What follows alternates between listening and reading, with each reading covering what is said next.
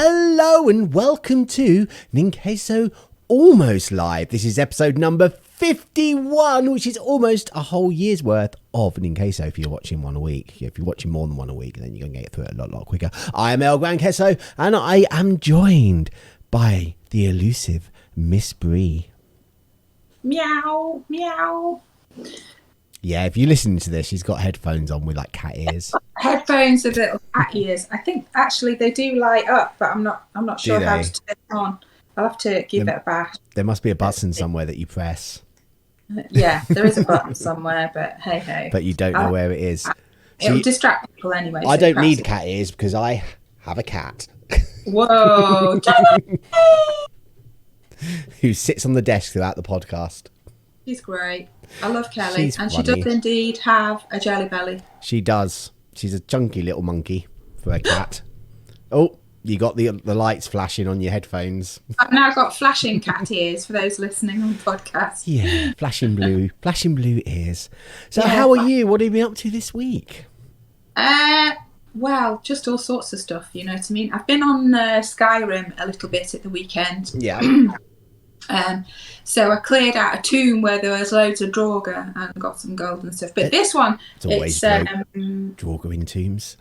it was one of those puzzle solving ones where there's lots of things to go and then you have to go and find the different areas and do that. So it was quite an involved sort of thing. Yeah.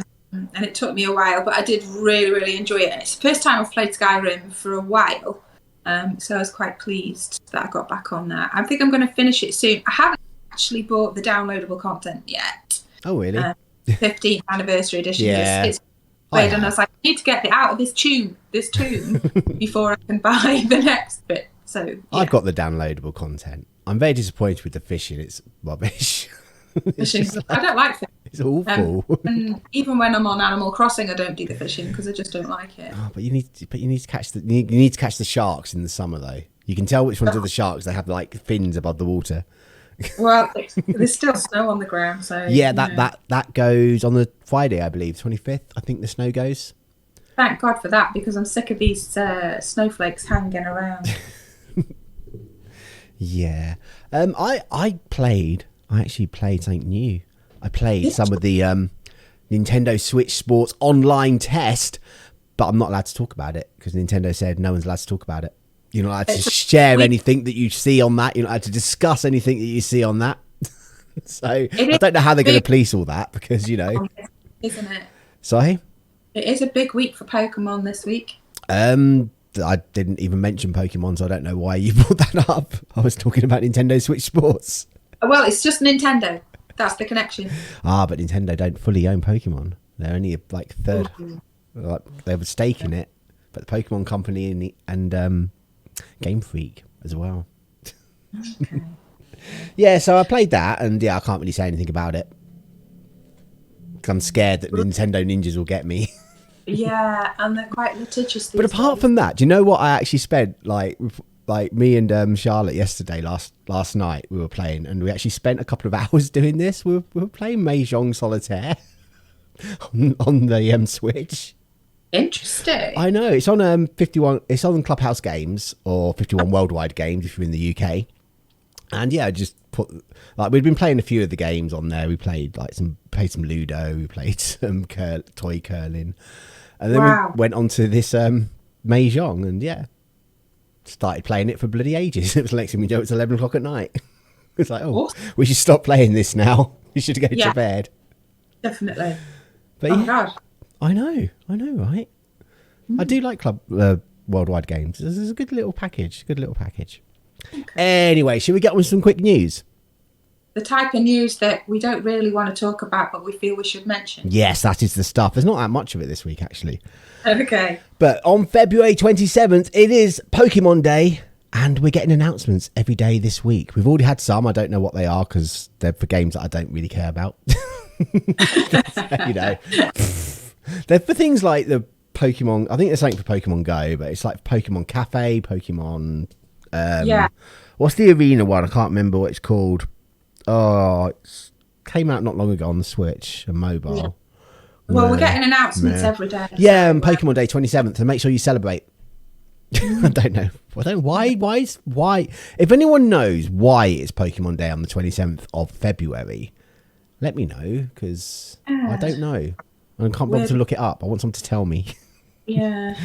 But Pokemon... But 2722. But more Pokemon news. Pokemon Bank will be free to use when the 3DS eShop purchases end. Because it's a subscription at the moment. So obviously once that's shut down, you can't subscribe to it anymore. But it's going to go free. That's a good one. That is pretty good, because you can bring your Pokemon from there over to Pokemon Home on the Switch. And Street Fighter 6 has officially been revealed, but no words on what platforms it's going to be on yet. Because Street Fighter 5 was a PlayStation exclusive. So we don't think this is going to be exclusive to PlayStation, but it might be. Who knows? We'll find out later. I think they said they're going to do more news in the summer. All we've had now is the logo, which apparently people are really not happy with. And the fact that and a pre-rendered little cutscene. That's all we've had. Yeah. And that was the quick news. Was the quick news. On to the main news. So, yes. What have we got first? Because my page is loading up. Yeah. Did you know there was such a thing as the Video Game History Foundation? No. No, I didn't know that either. But they're not happy though, are they? They're not happy. They're not happy because Nintendo are shutting down the 3DS and Wii U eShop. Yeah. Very shortly, and they're complaining about the loss of the legacy. Yeah, that's right. Because quite an extensive statement, which I will read to you. While it's unfortunate that people won't be able to purchase digital 3DS or Wii U games anymore, we understand the business reality that went into this decision. Yes. What we don't understand is what path Nintendo expects its fans to take should they wish to play these games in the future. As a paying member of the Entertainment Software Association, Nintendo actively funds lobbying that prevents even libraries from being able to provide legal access to these games. Not providing commercial access is understandable, but preventing institutional work to preserve these titles on top of that is actively destructive to the video game history. We encourage ESA members like Nintendo to rethink their position on this issue and work with existing institutions to find a solution. Which actually is a pretty strong statement, actually. Yeah, strong statement. So this is true.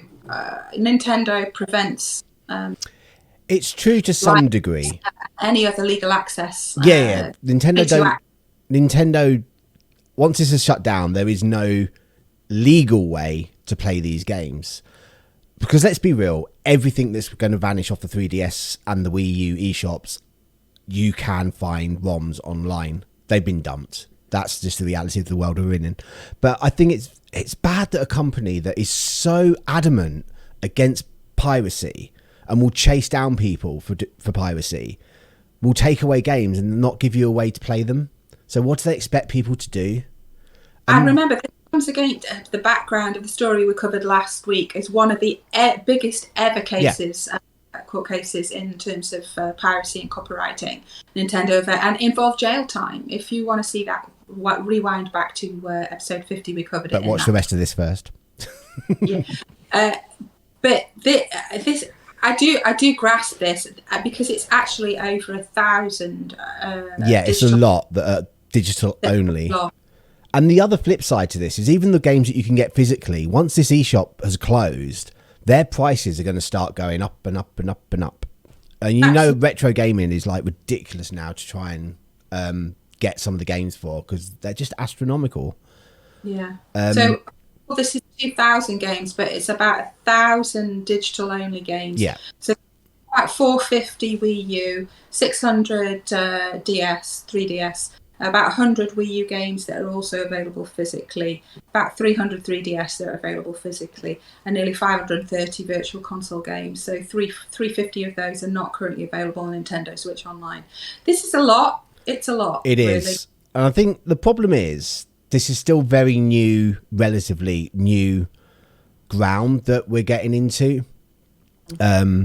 I understand that you can't just keep the servers on indefinitely for like 2 or 3 people that are probably using it every week, because let's face it, not many people, no one owned a Wii U, so there's not many people out there that have the capability of using the shop. So Nintendo are spending money to keep that going for no real reason. I'm not making money, but there has to be a way that, even if it was like along the lines of release, there's emulators out there that allow you to play Wii U and 3DS games.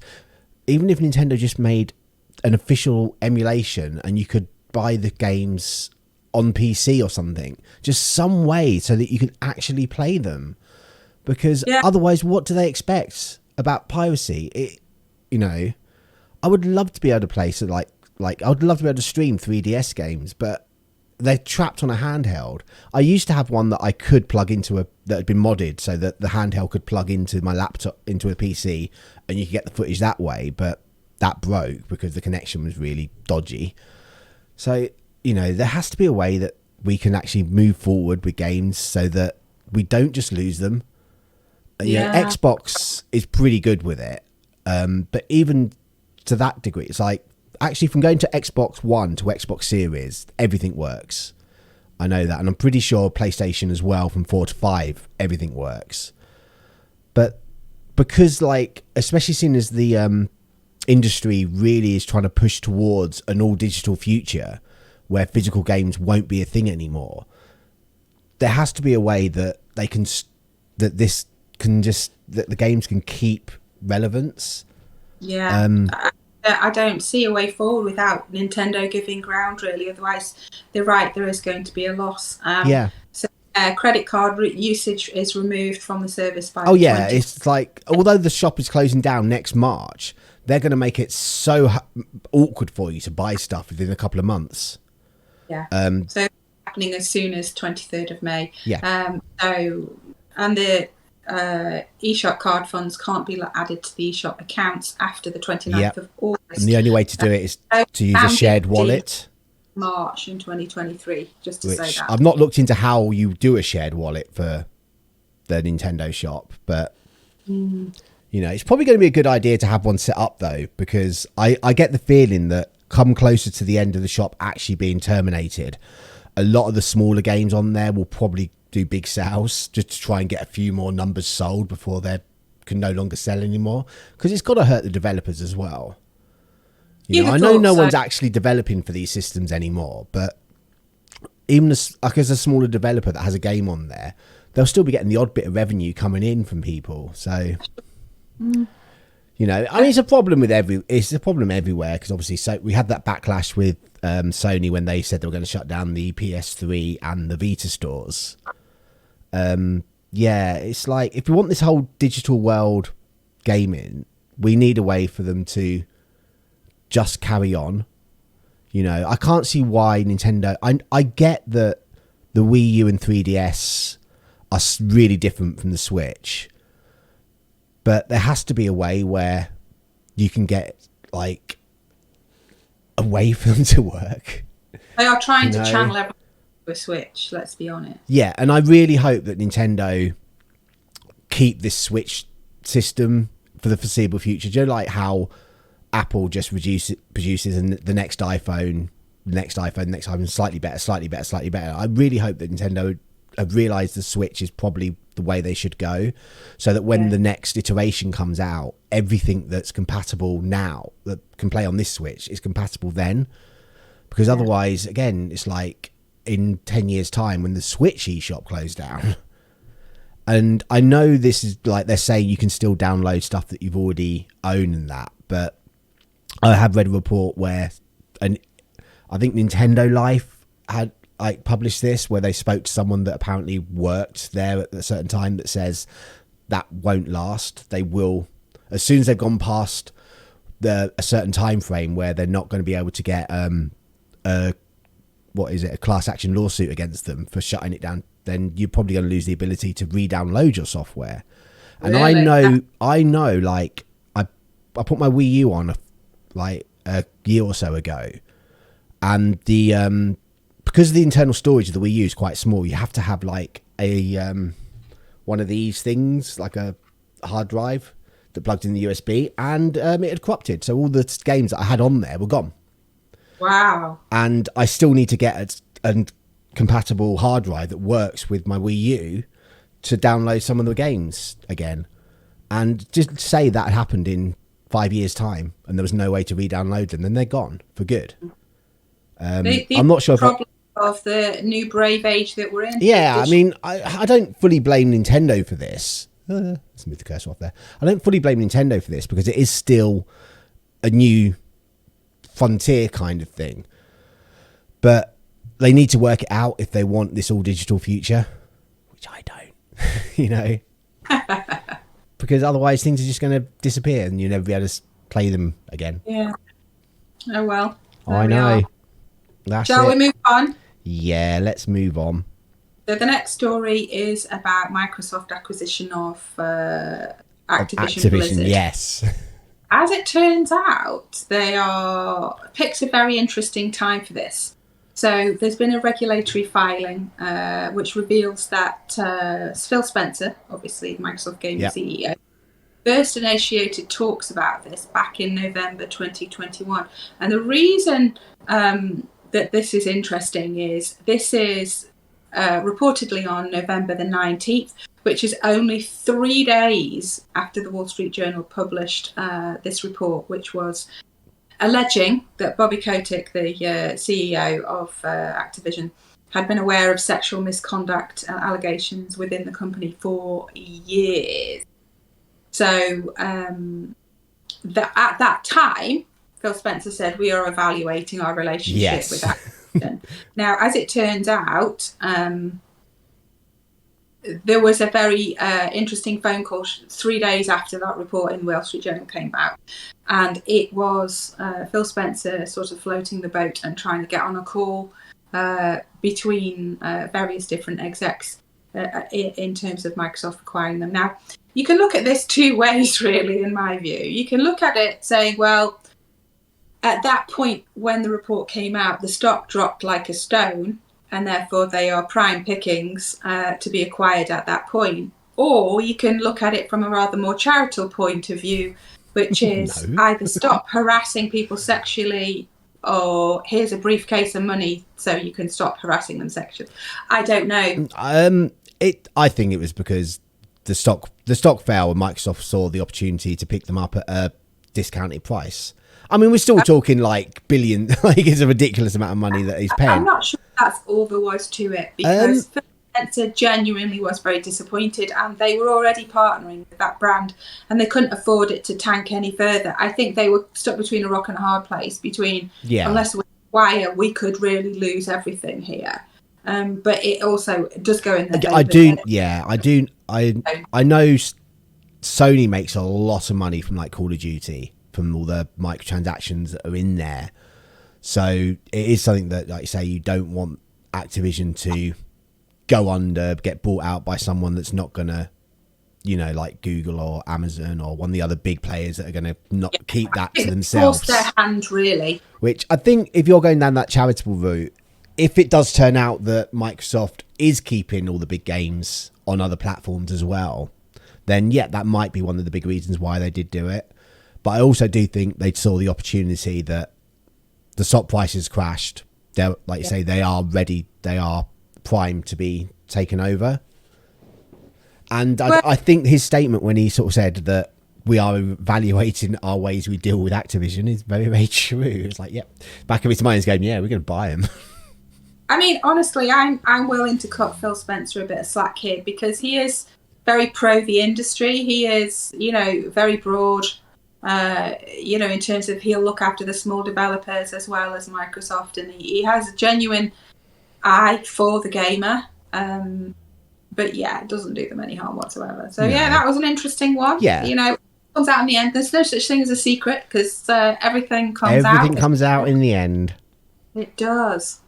So we've got an interesting story next. Bestie. I want this to happen to me. The vault. Are you going to put pictures up here? Maybe. We'll see. Yeah. So there was a video game store in Nebraska, big in Murica, and it closed sometime back in 1994. Yep. And all the stock was parcelled and packed away, ready for somebody else to take over. A little storage container somewhere. Basically. 27 years. Yeah. So basically now what's happened is all this stuff has turned up and it's in factory sealed form. Factory sealed copies of Super Nintendo, Mega Drive, Castlevania, Bloodline, Zombies Ate My Neighbours, Contra Hardcore, Chrono Trigger, Final Fantasy 3, Turtles Secret in of Time. More. There's some big titles in here. And if you can put the pictures up, I will do. Because they are literally sealed and just packed in boxes. They are brand spanking. So fairly impressive. And some of these titles, like Turtles in Time, is worth over $1,400 in factory sealed form. So Breath of Fire 2, upwards of about $1,200. So this is a stash that's worth quite a lot. Do you think it was like storage hunters? They all just stood outside going, "Who got the business?" And then someone won it, and I went in and went, "Oh." Yeah, I think that's exactly what happened. It's like, at least someone who knew the value of them found them. Yeah. Because I saw a posting on Facebook today, someone selling a PlayStation 2 console with 2 controllers. They were asking 20 quid for it. What? Fully working. I know. They do not know what they have. It's only a PlayStation 2. A lot of them are out there, and I don't think they're worth loads and loads. But 20 quid seems very cheap to me for a PlayStation 2. But I have one, so I don't need another one. Well, we've got to pay for our fuel costs, so you got to get what you can, haven't you? Exactly. But I can't find all of those.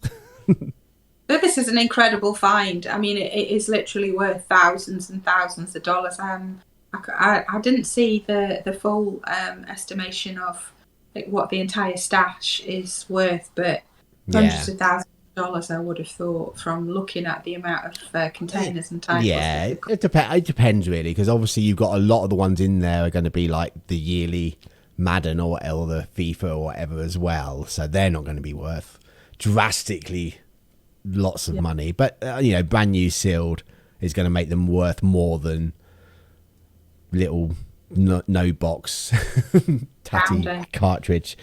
Incredible, that one from 1994. Good grief. I know, it's a long time ago. It's rubbish. I was like 20 then. It's rubbish. Right. Moving on. Do you know Nintendo that they could be using AMD's Fidelity FX Super Resolution to boost the Switch performance? Boosting the Switch performance is never a bad thing in my eyes. Especially if it's like can give like some games more stable frame rate and higher frame rate. Because let's face it, the Switch is like a tablet basically. It's not like a massively powerhouse computer. It does well for what it is, but it could make games on the Switch 2 output in 4K while running at a lower resolution. Yes, I do know the new dock that came with the OLED is capable of outputting in 4K. But I don't think that's, at the moment, that's what they'll use it for. I think it'll be more along the lines to drop the resolution and up the frame rates. So still outputting at 1080p but getting the frame rate higher. I think is where it is at. Because we will see Nintendo looking at tools to improve the performance of the Switch going forward. Yeah, this has come out because wasn't it like they data mined the Nintendo Switch Sports game, and it was found that was actually in there. Now I can't comment on that because I'm not allowed to talk about Nintendo Switch Sports because the Nintendo ninjas will fly in and get me. It's like Nintendo ninjas, flying monkeys. Yes. They'll send out their flying monkeys to get me. Yeah. Go, my pretties! Across the board, really. The fact that they're going to use this because it seems that they're open to this sort of thing. Yeah, and I think it's a good thing. Upscaling is never bad. Yeah, it's like, and it also might prolong the life of the Switch as well if they can get more out of it for a while. Because let's face it, the Switch is on fire at the moment with how well it's selling, and I think in the back of their minds, Nintendo are like, if we can get this system another 4 or 5 years out of it, we can overtake the PlayStation 2 and be the best-selling home console of all time. Yeah, and let's. What did we say our figures? We went over the figures last week and the week before. It's like 100 million, and they're estimating up to 120 million. And they're being very conservative with the estimations because of the global chip shortage and the logistic issues at the moment. So if things were like going well, God knows how many this would have sold by now. Yeah. But yeah, it's interesting to see how this will actually play out. Like whether they'll do patches for older games as well and just try and get slightly more stable frame rate on things. Yeah, but interesting, that. Very, very interesting. Yeah. So we're going to come back to NFTs. Yes, this time Platinum Games have been talking about NFTs. Platinum Games have been talking trash about Konami. That's basically the story, isn't Platinum it? Games have been very, very vocal lately. They're like, we'll be open to be bought out by Microsoft. That's fine. We'd love to work with them again to make Scalebound. They're being very vocal at the moment, Platinum Games. So, this is about the topic of NFTs, and we covered this a couple of episodes ago, but I'll quickly say what this is. What you're buying when you buy an NFT is a certificate to say that you own a copy of a piece of code that's stored on... so it's basically a certificate that says you don't really own something, but you own a copy of a piece of code that represents a digital object, whether it be an artwork or something else. Music, but... So it actually, you don't really own anything. And you still can't actually use it in your own... it can still be copyrighted as well. So you can't even... Just no because copyright. You don't actually own it, but you have a certificate that says you can point to this particular piece of code that's in storage and that is yours. So, it's kind of like an ownership certificate of virtually nothing. And it's a bit of a hot topic in the gaming world. And there are some companies like Konami, Square Enix and Ubisoft who are all committing time and resources towards creating NFTs for gamers to buy. Now, unsurprisingly, in my opinion, there's been a huge backlash against it, with most gamers saying, this is just basically money making. You're not really giving us anything here. An NFT for, what is in the game. Well, why would we do that? This is really just profiteering. Yeah. As it turns out, some people at Platinum have pretty much the same opinion. So I'm going to butcher these names, and I apologise in advance. So it's Atsuki Inama and Hideki Kamiya. And they were interviewed about NFT and blockchain, which are popular trends, and they had a few things to say. So basically, one of the very, very best quotes that I've ever seen is... So Kamiya was asked, were you surprised to see Konami get involved in NFTs so quickly? And the quote here is, not really. If it smells like money, Konami's going to be there in a heartbeat. Went on to say, honestly, I have zero interest in this subject. I think what Inaba-san just said really resonated with me because I consider myself a user at heart more than a businessman. If it doesn't have any benefit for users at the moment, if in future... if it's expanded in a way that's a positive side for users, then maybe I'll start to be interested in what they do with it, but I'm not seeing it at the moment. And what he's referring to is obviously what his friend Inaba said, which was people are trying to promote NFTs and partner with gaming companies. Their conversations seem one-sided. Hey, you're going to make money, but how does it benefit the user or the creator? And that's very true. The only way I can see this being beneficial to users is if, say, like, okay, Fortnite, for example, there's a new skin out there. You buy it and you've got a digital thing on it, like so it's an NFT. So then when you're bored of it, you can sell it on to somebody, other users. But that's never going to happen because then the companies aren't making money. No. So that's the only way I can see it being, and the same with like digital games, to give you the option to be able to resell it to somebody else because you own like the little code that says this is one of a set number of games. But again, that's not what this is going to happen. That's never going to happen because the companies aren't going to make money off of that. It's just like you say, it's just, and I think the other thing we need to remember with NFTs is a very small percentage of people own all the NFTs. It's not as widespread as what it sounds like because it's such a hot topic at the moment. Everyone's talking about it, but I'm sure I saw somewhere that it was like all the NFTs are owned by something like just a handful of people, and they're the ones trying to get everyone talking about NFTs and trying to expand it so that what they own becomes more valuable. I've heard things like from like bigger YouTubers and streamers and things say that they've actually been approached just by people to actually talk about NFTs just to try and get more. This is different than hedging, to be honest, and I just, this is what led to the banking crash, this sort of nonsense. I can't deal with it. I really can't deal with it. I've got no time for NFTs, and it's not because I am not involved in that world. I've done programming and gaming since my earliest years. I started when I was maybe 6, and I've had a deep love for it. And I think that's probably why I feel like there's no benefit to this, is because I don't see a benefit to use it to gamers. There isn't. There really isn't one at all. It's, and like I say, we're going back to the Konami as well. If it smells like money, they're going to be there.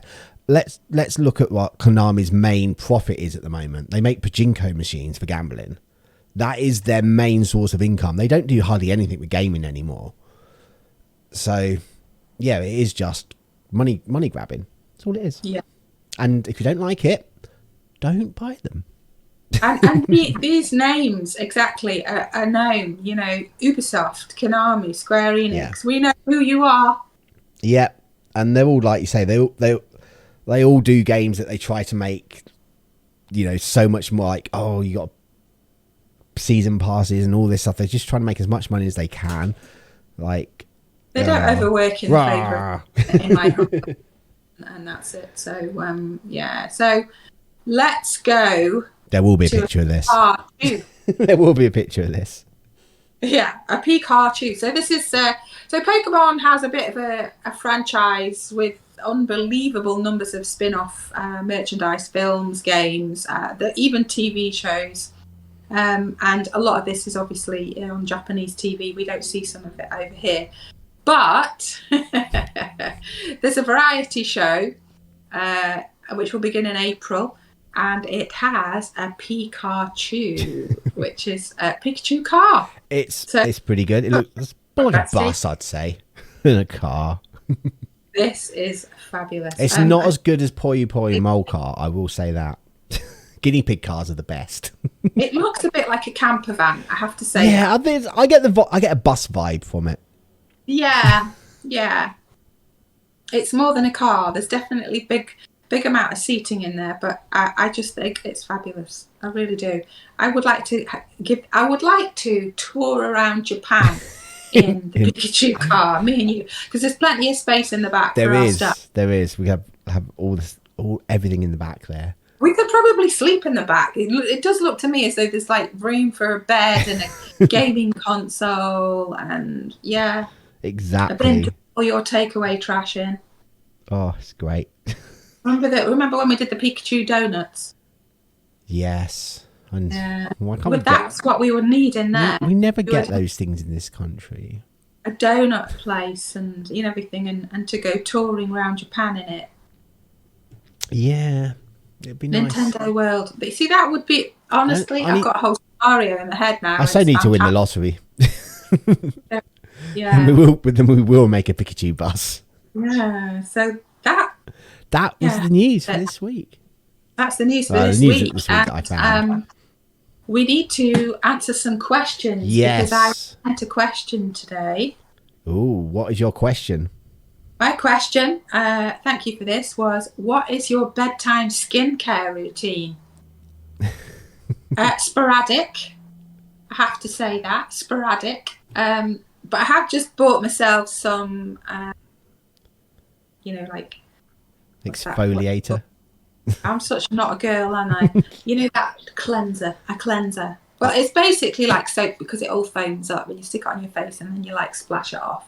But I do have some nice, my skin gets a bit dry in the winter, so I've got some nice moisturiser. But that's it. I tend to, because I go to the gym a lot, I tend to more wash my face and stuff in the gym. And then if I can be arsed at bedtime, then I'll do it. So yeah, my bedtime skincare routine is sporadic. What about you, Bestie? Non-existent? Yeah, look at the state of my skin. It's Yeah. terrible. Just talking before this podcast started, it's like, now I've got this good camera, I'm gonna have to like get some foundation or something, can't I, before I start streaming? You do actually suffer from psoriasis. I don't do, you? yes. So we need to get you Evil. in the UV lamp again, I really, to get you know. treated. We haven't been able to do that because of COVID restrictions. Yeah, and then I wasn't allowed out the house, so it's like I didn't even get any natural light. It's rubbish. I've got a couple of questions as well. Oh, give me a question. We've got a question from, what is your favourite coffee shop / cafe? Ooh. Well, for starters, I'm gonna dish the dirt now. Oh, I do like dirt dishing. Costa, and I don't really like Starbucks either, simply because, as I've said before, I've got sensory processing disorder, so I'm actually very sensitive to light and noise. And honestly, it is so loud and so bright in those places. And they're all open plan, and there's just so much going on that I actually find it quite distressing. There is a place near where I live that's recently closed, unfortunately, due to the pandemic, but it was called Wayne's Coffee, and that was great because it was quiet. But other than that, I prefer the small independent places. There's one that I want to try near where you live, Bestie, called the Coffee Hive. And if it's any good, I'll give you a review. Is that up week. near the college? It's down Fletton Way. That's not near me. Well, in the car it is. It's 2 minutes in the car. I don't have a car. It's miles away. Good. And they serve pizza on Friday evening, so I'm interested. Oh. I'm going to go over there and I'm going to review. So I do like a nice coffee. So yeah, I'll review the Coffee Hive next week. See, I don't drink coffee. So I would have to say my favourite coffee place is Brewster's, which is located in the museum on my island in Animal Crossing. The only other place we go where we sometimes get hot drinks is Krispy Kreme, isn't it? Yes, Krispy Kreme. I'm not sure you can call that a coffee place though. Yeah. No, you drink tea there. I have a tea. It's drive-through donuts, really, but there is a coffee shop inside. And we have another question from Charlotte's the cat. Charlotte the cat. Will you be continuing to wear a face mask? Yes, I will. I don't understand what the problem with this is. I genuinely feel that the people who don't like face masks have just found out they've got bad breath. Or they're just Facebook. I think it's in Japan, they sort of see it as, a respect for others. It's sort of like if I've got a tickly cough or I'm sneezing, whatever, just put on a face mask to protect others. And I think it's a courtesy, to be honest. Yeah. And it's really not a big deal. So yes, I am continuing to wear a face mask, and I've got a selection which I enjoy. I mean, I will as well. I mean, I'm not really. If you watch my streams, you know this, but yeah, I had COVID over Christmas, and it will not nearly March now, and I'm suffering from long COVID, which, I wouldn't wish this on anyone. Just how bad it is. Literally today, I've walked to the bus. I've got a bus back to where I live. I've walked from there, done a tiny bit of tidying, and I'm absolutely shattered. I'm sweating like anything. I'm just like, this is so hard work. So yeah, I wouldn't want to be responsible for making anyone else feel like this. I am very aware because I am in contact with quite a lot of disabled people, immunocompromised people, and for me, that when I see them, they've got very high support needs. Then for me, it's an act of love that I can do. It's an act of compassion and an act of love, and it's just. Well, that's it. It's like the thing is, I think I heard like someone else describe it this way. When you're part of society, you forego some of your freedoms to be part of the society. If you're not happy with that, go live in the woods somewhere by yourself. And just like being respectful to others and like not wanting other people to suffer. I don't understand why people are just. No, I'm a bit baffled, to be honest. It's like, I find a bra and a top very, very constraining, but I do know that to be part of society, I do have to wear a top. Yeah. Even on a hot, sunny day.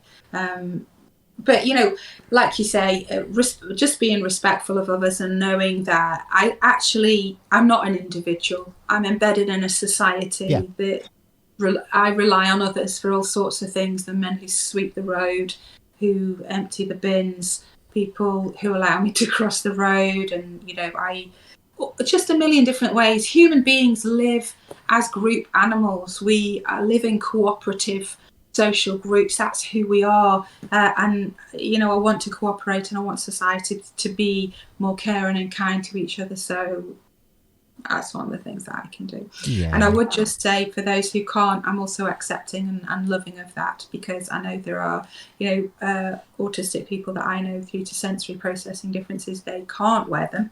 And that's fine by me. Whatever I can do, I will do. Yeah. Because I take responsibility as an adult, even though I feel like a child inside. So that's quite a long answer to that question, but I think it's something that's close to our hearts, because I got COVID in March 2020, and people in my circle, I've run out of fingers to count them on, unfortunately, have died, and I just I feel those losses very keenly. So it's something that's a bit of a thing that's close to my heart. Hard times, really. But love to everybody who's lost someone. We understand what it's like, and we're sorry. We hope everybody else is in good health, because it's tough times, man. Tough times. It is. Right, that's all the questions. That's questions for today. That is the questions for today. So, where can people find you? They can find me on Twitter. You haven't put my handle up. That's because I'm going to put it in post-editing. Okay. All right. Well, it's not here now. So I am Gamer Girl. Point somewhere and I'll put it there. Twitter is GMRGRL _ MISS BRA. It'll be here, will it? Yeah, we'll put it there. Somewhere. Okay. I tweet about gaming, neurodivergence, and various other bits and pieces that strike me.